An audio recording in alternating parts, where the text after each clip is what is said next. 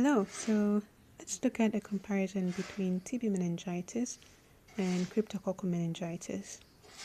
So, the onset of both TB and cryptomeningitis is usually subacute, but with TB it progresses within 1 to 3 weeks, and crypto it's about 1 to 2 weeks.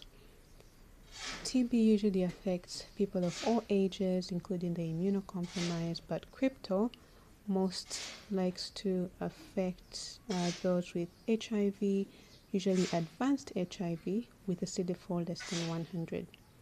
Some common symptoms you see in TB is fever. So this is a very prominent feature, and you might see some kind of pulses and a coma.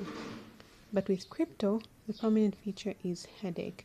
So it's usually a chronic headache, something that has been persistent over time and progressively worsening. Then they may also have features of increased intracranial pressure, but the fever may be present, and if it is, it's usually mild. So now let's look at some CSF studies. White blood cell count in both is usually mildly increased, but the protein is severely increased in TB meningitis, but with crypto it's mildly increased. Then the glucose is severely decreased in TB, but mildly decreased in crypto. How do we now make a diagnosis of these? So with TB, it's usually an acid fast bacilli stain plus gene expert. Then for crypto, it's usually a serum crag and India ink.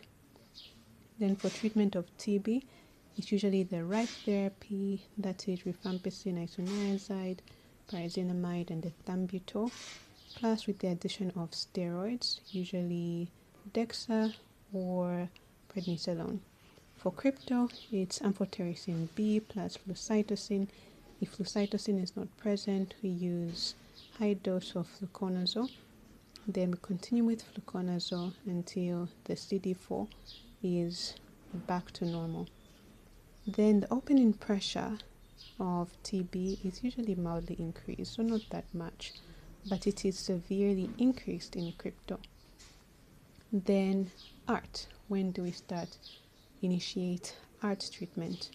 So with TB, no delay, it's done immediately.